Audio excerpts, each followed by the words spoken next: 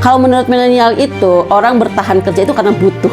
Milenial ini ya, dia lebih kuat, lebih mandiri. Karakter itu bisa dibangun, tapi ego tidak bisa. Wow.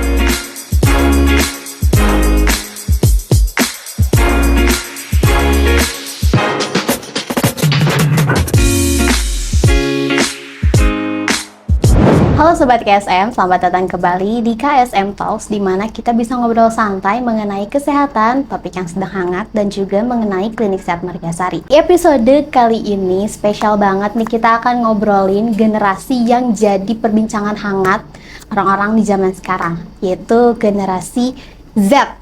Kita akan ngebahas bagaimana teamwork, leadership, dan juga komunikasi dalam lingkungan kerja yang modern, di mana dunia sekarang serba cepat.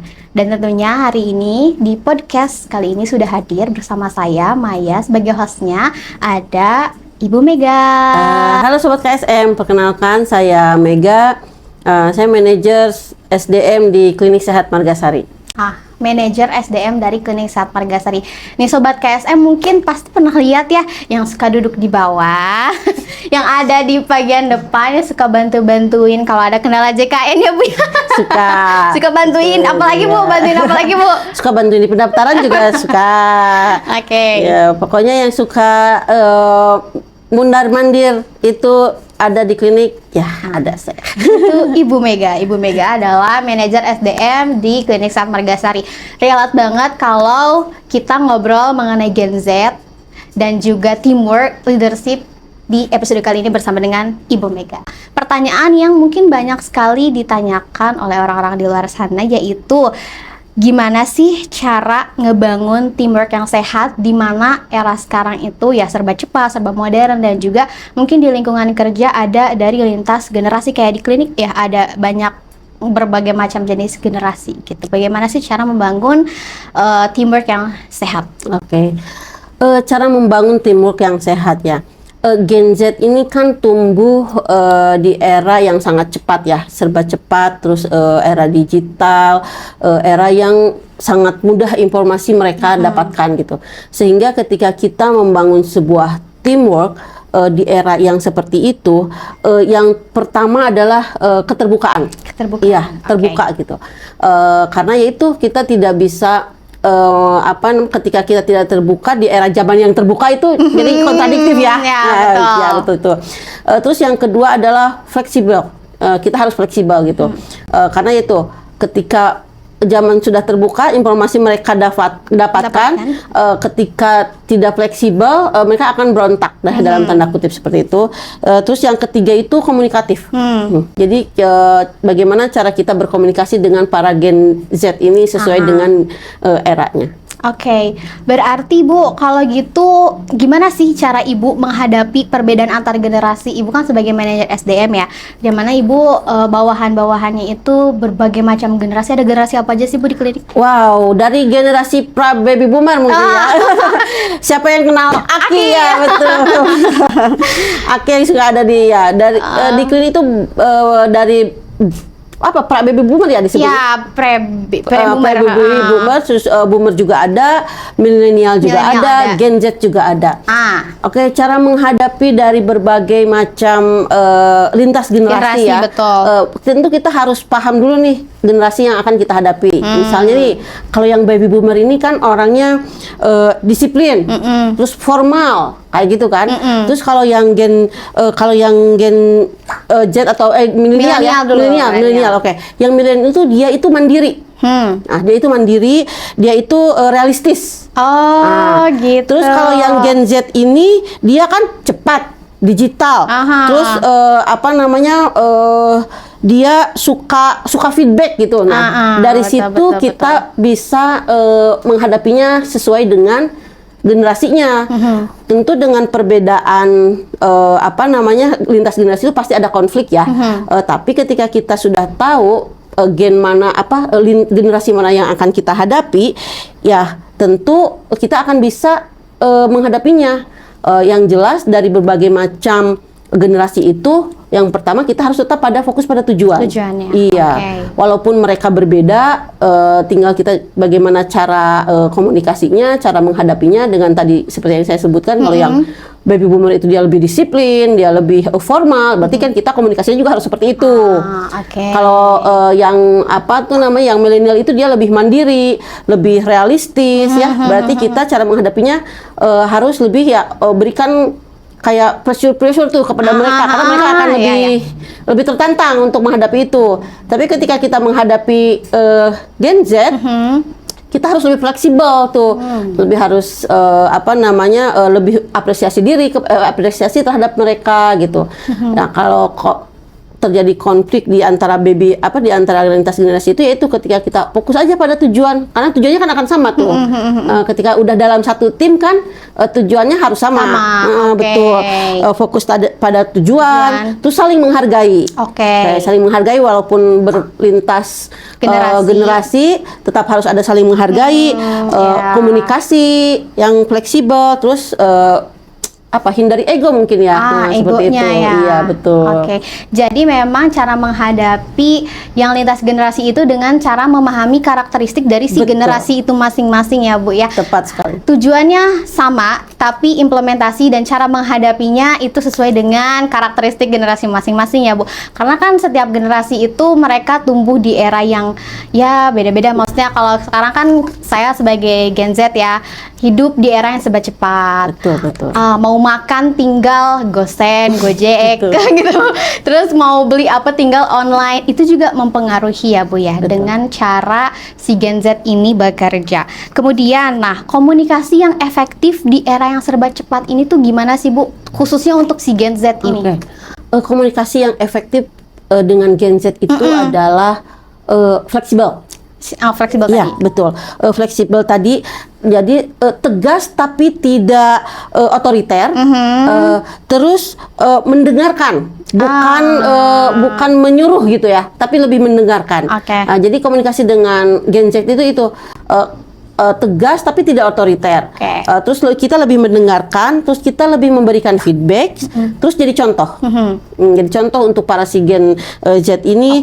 Terus harus adaptasi terhadap situasi kemajuan zaman ya. Betul. Jangan misalnya Gen Z ini kemajuannya sudah tahu apa, kita harus ikutin tuh gitu. Iya, mungkin. Iya, jadi adaptasi untuk memimpin si generasi Z ini penting ya, Bu ya, karena kan sekarang digital serba modern gitu ya. Jadi kalau misalkan ya kita tidak beradaptasi juga kita ketinggalan juga ya, biar kita bisa masuk di Gen Z itu sendiri gitu ya, Bu ya. Kalau Gen Z ini kan salah satu generasi yang sangat mementingkan sangat mementingkan mental health.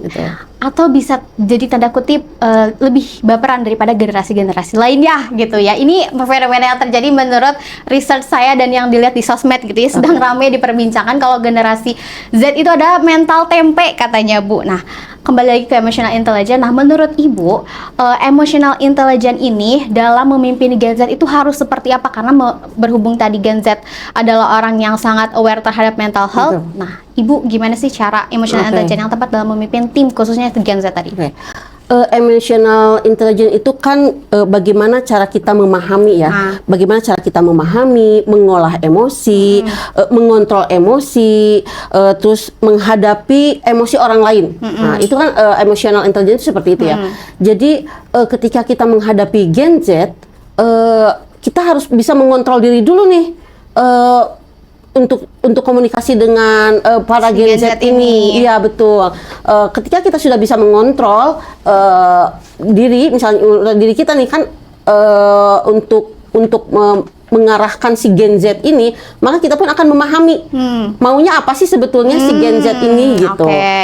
Jadi di situ kita dalam tanda kutip bermain emosionalnya mereka gitu. Ya, mereka itu maunya sebetulnya kemana nih gitu. Dengan tadi cara kita memimpin itu harus fleksibel, harus komunikasi yang terbuka dengan mereka, hingga akhirnya secara emosional kita bisa mengarahkan nih si Gen Z ini gitu. Jadi emosional bisa lebih klop kalau misalkan Ibu bisa lebih memahami arah si Gen Z ini gitu ya. Betul. Jadi ya betul, karena kan banyak dari orang tuh berstigma negatif katanya kan Gen Z itu mental tempe, baperan, tapi sebenarnya mungkin bukan baperan dan mental tempenya, tapi lebih kepada bagaimana cara si atasan itu bisa mengatasi atau bisa bersikap. Betul. Gitu ya betul. kali. Hal apa sih yang paling mencolok dari generasi Z dengan generasi sebelumnya ketika mereka bekerja? Apa sih perbedaan cara mereka bekerja antara Gen Z dan generasi sebelumnya? Oke. Yang mencolok tuh apa, Bu? Yang paling mencolok adalah cara komunikasi dan cara pandang.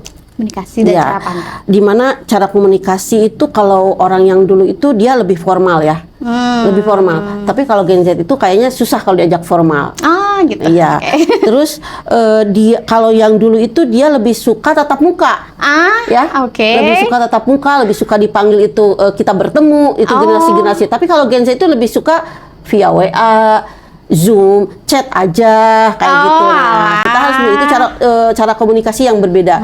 Selain cara komunikasi itu cara pandang. Di mana cara pandang Gen Z ini dia lebih kalau yang Gen Z itu karena informasinya mereka banyak dapatkan dari luar itu dan cepat sekali. Jadi ya itu sekarang itu para Gen Z yaitu lebih mementingkan mental health misalnya, karena mereka tahu nih pentingnya mental itu. Kalau dulu kan mungkin tidak mendapatkan informasi seterbuka sekarang ya. Jadi ya itu yang membuat berbeda gitu cara pandang dan cara komunikasi salah satunya gitu. Oke, cara pandang dan cara komunikasi, karena tentunya kita nih Gen Z tumbuh di era yang serba gampang diakses, Bu. Betul, Kayak betul, informasi mengenai mental health kita gampang banget mengaksesnya, kayak dikit-dikit. Kadang malah jadinya self diagnose gitu loh. Malah jadi self diagnose. Kalau dari generasi milenial sendiri gimana sih sekarang?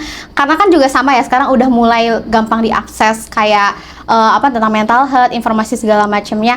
Milenial sekarang gitu nggak berubah nggak cara kerjanya? Yang dulu sama yang sekarang milenial? Sebetulnya nggak berubah ya, cuman karena gini, karena kan kita sudah di dalam tanda kutip sudah diberi pupuk lah gitu, pupuknya kuat di zaman dulu. Sekarang tinggal bagaimana cara kita mengikuti gitu, mengikuti dunia digital ini gitu. Tapi kita punya dasar, si milenial ini punya dasar milenial lah dalam tanda kutip gitu. Iya, iya. Nah, jadi si milenial ini punya dasar yang seperti itu. Tinggal nanti memang sekarang informasinya seperti ini, misalnya tentang mental health, kita diimplementasikannya di kehidupan ya masing-masing. Caranya berbeda-beda. Iya. Oke, karena si milenial ini punya pupuk yang beda dengan si Gen Z. Betul. Meskipun kita pada saat hari ini kita hidup di era yang sama, tapi tetap ya nanti outputnya akan berbeda. Iya. Ada research dari Deloitte Global, katanya cuma 6% Gen Z di Indonesia itu menjadikan posisi leadership sebagai tujuan. Jadi cuma 6% dari 100%, alias sedikit, nggak hampir setengahnya gitu ya.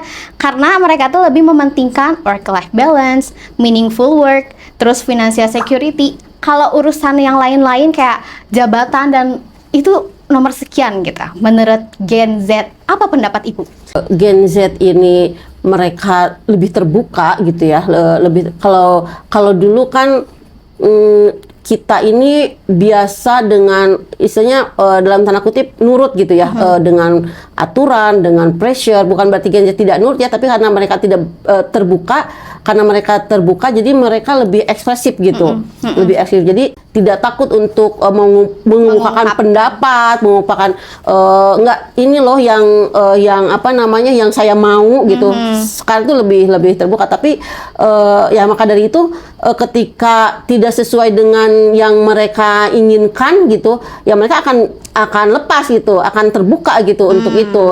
Mereka lebih mengekspresikan diri, mengapresiasi diri gitu. Lebih ekspresif gitu ya, mungkin kalau si Gen Z ini lebih terbuka tadi ya kata Iya, Ibu. betul. Ada positifnya nggak sih, Bu?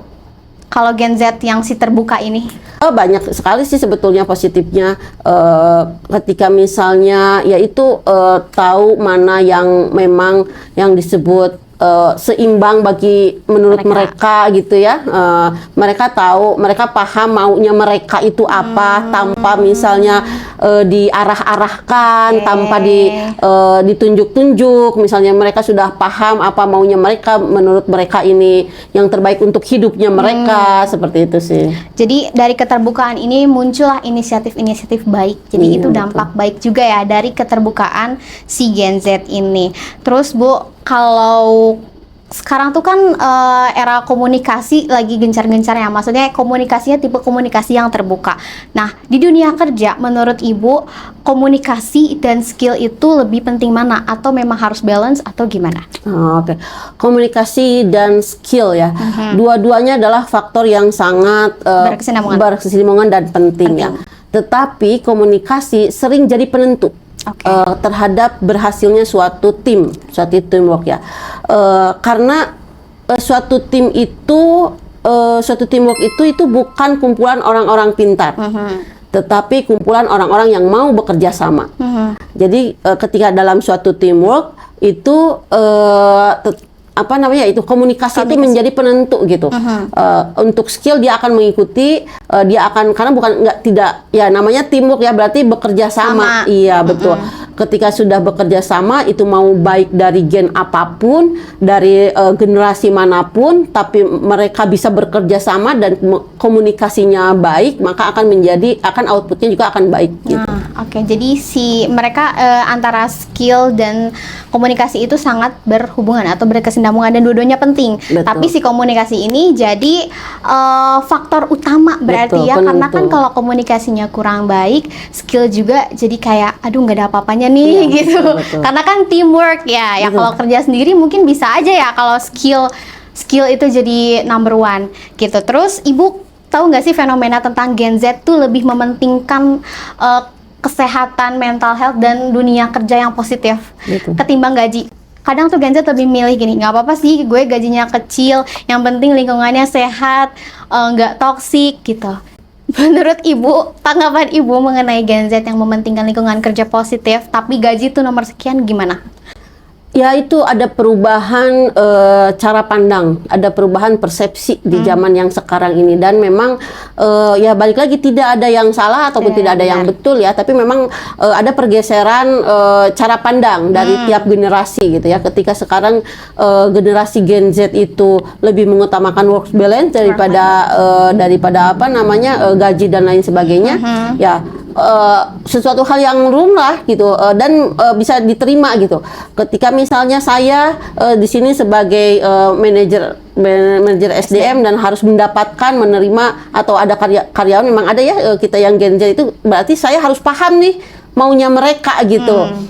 Ketika harus ada work balance di situ, harus ada apresiasi di situ, ya betul. Karena Gen Z itu harus apresiasi diri ya, betul. Kan gitu. Iya, karena kan kita ya tadi balik lagi mental health gitu. Iya, betul. Benar. Jadi ya di situ seninya bagaimana cara menghadapi si Gen Z ini itu ketika masuk ke dalam lingkungan kerja. Jadi memang harus dipahami.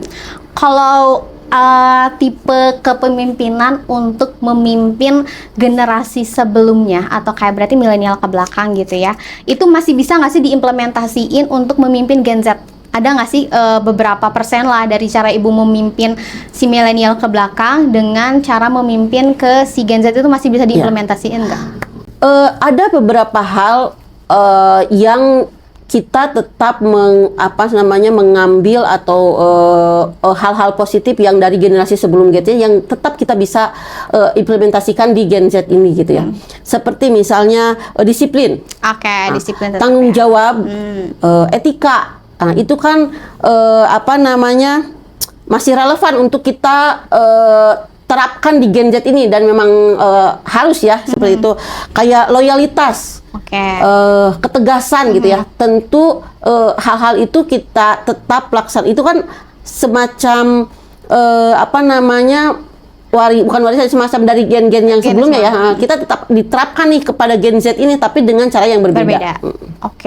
Jadi itu tetap jadi pondasi nggak sih Bu? Betul. Loyalitas itu tuh hal yang basic banget ketika kita berkomitmen dengan sebuah perusahaan, ya nggak sih Bu? Karena jadi jangan mentang-mentang si Gen Z ini dia orangnya mementingkan mental health, lantas terlalu mementingkan perasaan, akhirnya melupakan loyalitas. Jadi loyalitas dan disiplin, tanggung jawab, etika, yaitu loyalitas, ketegasan, itu hal-hal yang memang warisan dari generasi sebelumnya yang masih relevan untuk kita terapkan di generasi Gen Z itu dengan komunikasi yang berbeda.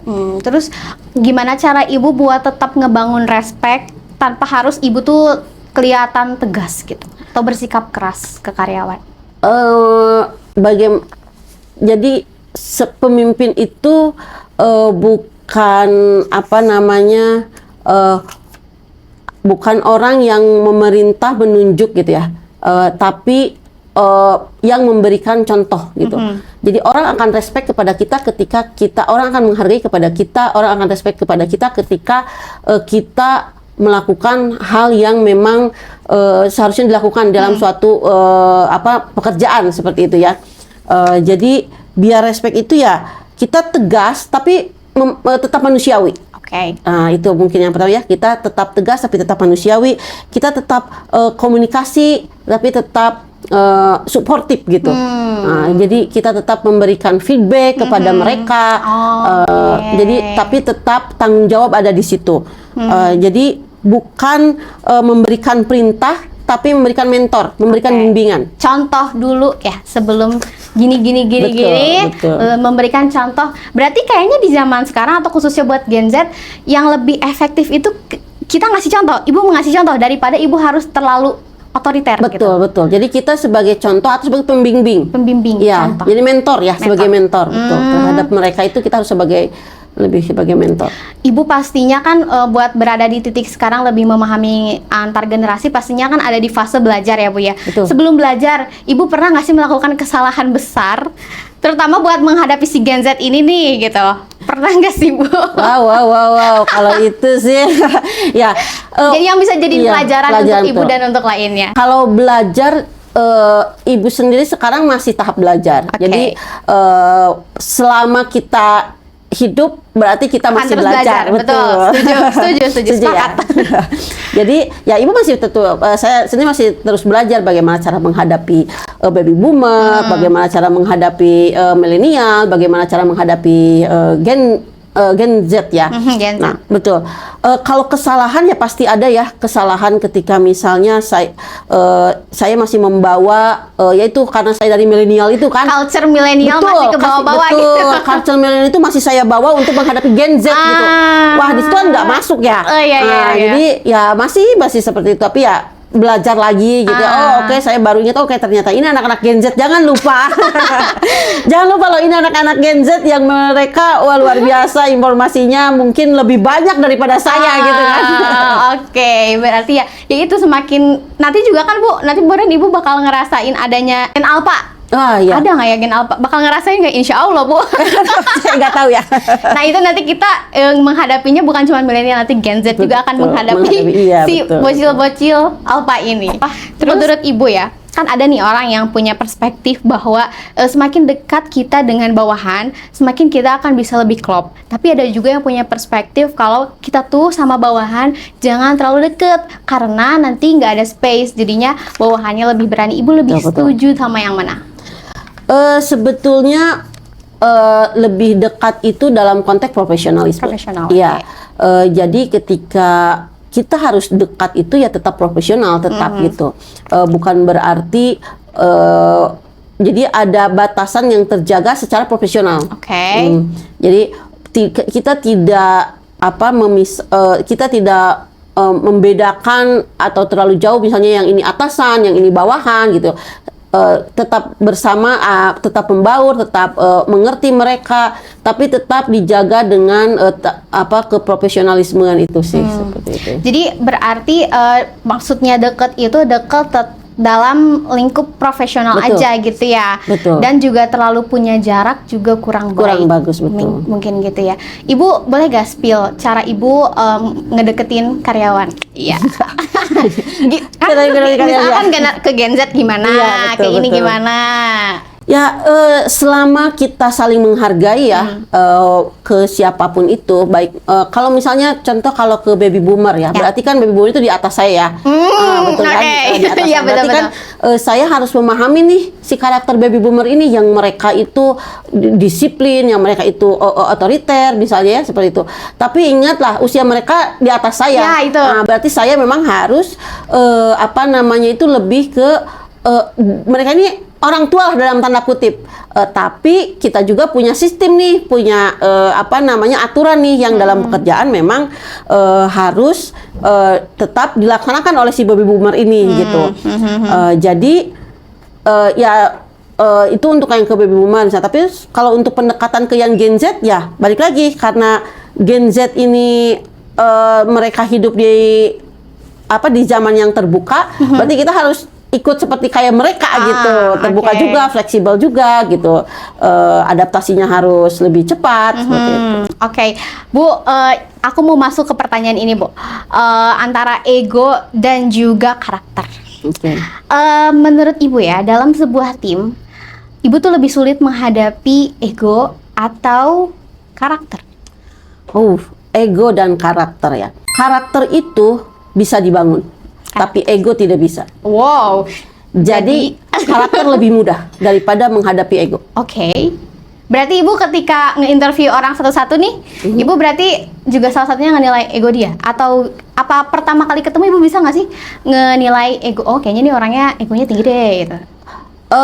Kalau ego itu lebih dalam ya untuk ngelihatnya ya. Tapi kita dari karakter kita bisa melihat nih egonya kemana. Tapi ketika egonya dia besar itu susah untuk kita dalam tanda kutip atur. Jadi tadi kan pertanyaannya lebih sulit mana ya? Lebih sulit ego. Lebih sulit ego karena karakter itu bisa dibentuk. Betul, karakter itu bisa dibentuk, bisa dirubah, tapi untuk ego itu agak susah. Oke. Aduh, mulai panas ya pertanyaan-pertanyaan dan jawabannya. Kita sekarang masuk ke games. Nama gamesnya adalah Share Our Opinion. Nanti dari belakang layar ada ngasih pertanyaan. Nanti kita jawab 1 menit 1 menit. Nanti di timer juga. Jadi boleh kurang dari 1 menit, tapi tidak boleh lebih dari 1 menit. Dari Ibu dulu Dari Ibu menurut Ibu. Oke, work-life balance. Aduh, generasi milenial tidak mengenal work-life balance ya.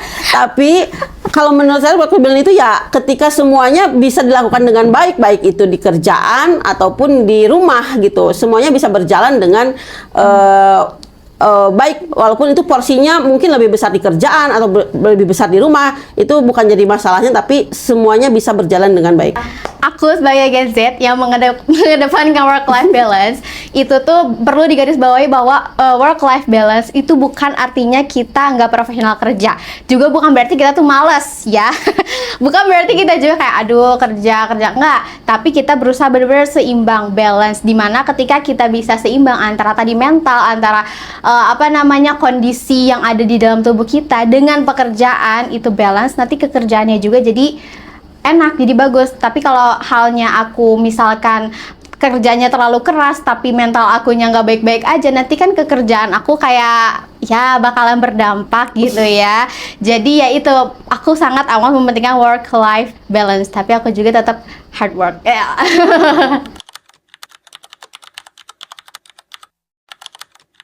Loyal itu tanpa tanpa syarat dan ketentuan.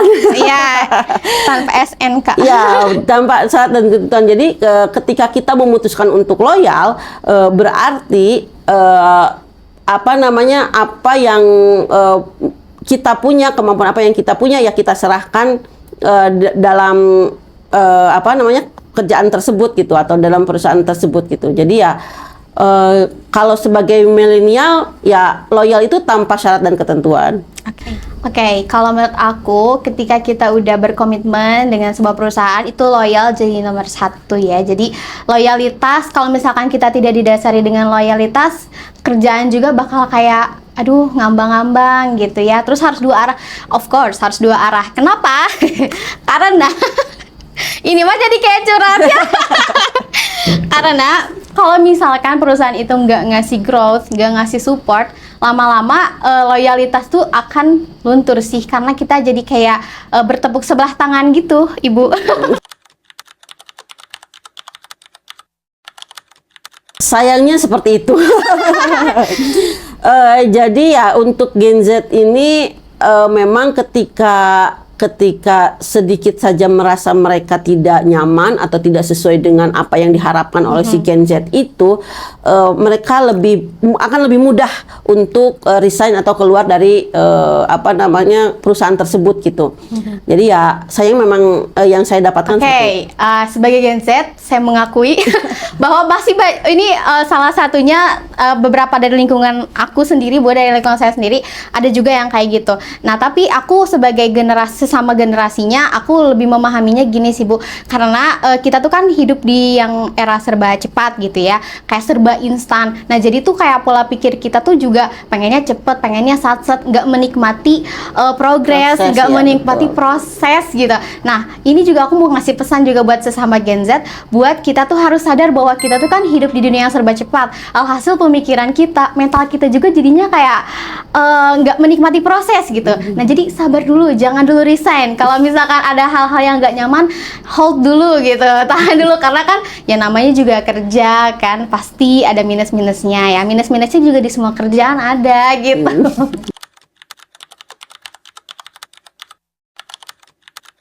Kalau menurut milenial itu, orang bertahan kerja itu karena butuh. That's it. Kita bisa bertahan apapun itu suasananya, apapun itu kondisinya, ya karena kita membutuhkannya, karena kita mau fight, kita masih bisa mempertahankan ketidaknyamanan dan lain sebagainya ya karena kita membutuhkan pekerjaan tersebut. Oke, kalau dari Gen Z ya, ini kayak jadi lomba debat. Kalau dari Gen Z, pertama adalah, kalau aku pribadi sih ya, berarti kalau aku pribadi yang bikin aku bertahan kerja, pertama aku bisa growth nggak di tempat itu. Jadi ya buat setahun 2 tahun kerja, butuh nggak butuh itu pasti ya Bu ya. Tapi kalau salary misalkan itu jadi nomor 2. Tapi pertama aku bisa growth atau enggak. Karena ketika aku bisa growth di sebuah perusahaan, itu bakal ke bawah sampai kapanpun. Ketika aku nggak ada di perusahaan itu pun, ya itu bakal tertanam di diri aku gitu. Jadi yang bakalan bikin aku betah di sebuah perusahaan adalah aku bisa growth atau enggak, aku stuck atau enggak. Kalau aku stuck, aku keluar. Gitu.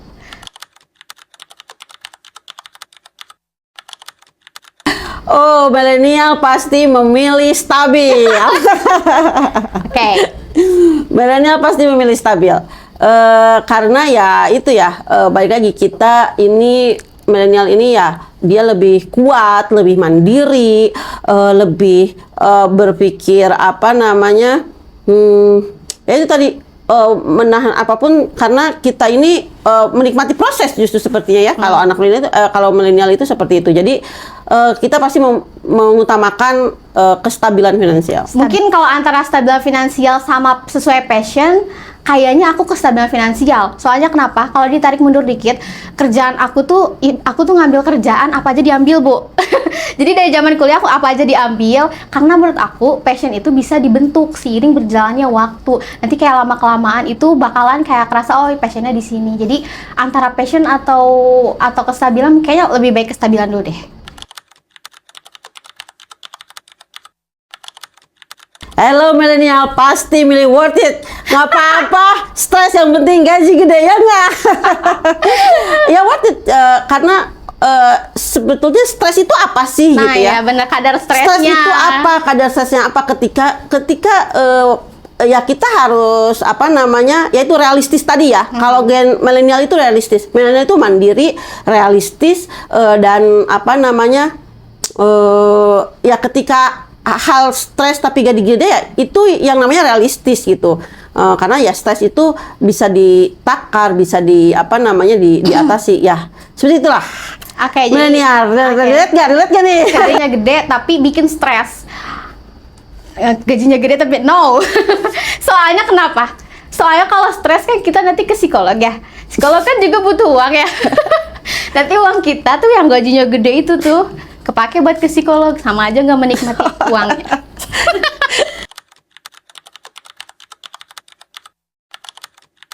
Ya, media sosial itu kayaknya berpengaruh ya. Kalau di milenial kan mungkin nggak terlalu jauh ya, tapi memang mempengaruhi cara kita bekerja juga gitu.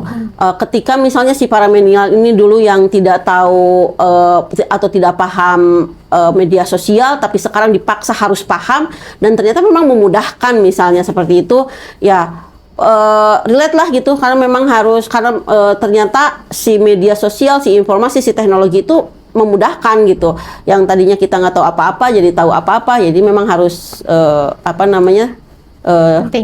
penting gitu, apa sejalan dengan pekerjaan. Itu gak bisa menutup kemungkinan sangat mempengaruhi. Soalnya sekarang kan di eranya komunikasi terbuka gitu ya, eranya digital. Mempengaruhi sih, tapi juga mempengaruhi ini jadi positif dan negatif aja. Kalau positifnya mungkin jadi semangat kerjanya meningkat, negatifnya mungkin ya ada sebagian orang yang gengsi milih kerjaan, berarti ya kalau kayak gitu. Kalau memandang kerja tadi dari sosial media. Gitu sih. Panas ya Bu ya? Kayak panas, ada yang panas ini apa ya? Oke, jadi itu sesi dari apa tadi, share our opinion in 1 minutes. Seru nggak Bu? Seru. Oke, thank you ya pertanyaannya, sangat wow. Jadi Ibu, itu sesi podcast kita hari ini. Seru banget, kita tadi udah ngebahas perbedaan antar generasi, cara mereka bekerja, cara mereka pandang. Itu juga membuka pandangan aku sebagai Gen Z untuk sadar kayak, oh ya ini nih kekurangan Gen Z gitu. Kalau dari milenial sendiri, insight apa sih yang bisa diambil dari percakapan kita hari ini? Ya, Gen Z itu dipungkiri atau tidak mau itu berpengaruh sangat besar terhadap zaman sekarang ini ya. Jadi memang ya, mau itu, kalau persepsi saya sih mau itu dari zaman apapun, dari generasi apapun, ketika kita pada di suatu titik, di suatu waktu atau di suatu zaman, ya kita harus mengikuti zamannya itu. Jadi ya kan kalau di Al-Quran juga ada ya, jadi kita harus mengikuti zaman itu. Jadi ketika kita nanti misalnya yang tadi bilang kan akan ada gen alpha nih, nah ya mau kita juga harus ikuti gitu tuh, si milenial ini gitu ya. Iya. Jadi Ibu ada pesan nggak untuk generasi Z di luar sana mengenai teamwork ini sendiri? Ya, balik lagi ya, untuk teamwork ini kan mau apapun generasinya, yang namanya teamwork berarti bekerja sama kan. Lainnya itu bekerja sama, berarti dalam bekerja sama itu ya kita harus mampu yang tadi dengan orang lain, komunikasi yang baik dengan orang lain, kayak kalau poin-poinnya tetap harus kita junjung, kayak disiplinnya harus tetap sama, tanggung jawabnya harus tetap sama, mau dari generasi apapun. Ketika kita sudah dalam teamwork berarti ya harus sama gitu, karena mereka tim itu kan berarti tujuannya sama kan ya. Ya seperti itu, kayak tanggung jawabnya, kayak disiplinnya, komunikasinya harus tetap sama, mau dari generasi apapun itu. Oke, jadi aku bisa tarik kesimpulan kalau teamwork yang sehat ini lahir dari komunikasi dan juga trust dan willingness yang ada di atmosfer itu untuk tumbuh bersama atau bekerja bersama. Oke Ibu, terima kasih banyak udah menjadi narasumber kita hari ini. Sangat relevan banget ya, karena beliau ini adalah Manajer SDM di Klinik Sehat Margasari. Terima kasih banyak Sobat KSM yang sudah menonton podcast episode kali ini. Semoga membawa banyak insight untuk seluruh generasi yang menonton ya. Atau lebih khususnya Gen Z, karena kita spesial hari ini edisi Gen Z. Jangan lupa like, comment, and subscribe. Sampai berjumpa di podcast selanjutnya. Dadah. Dadah.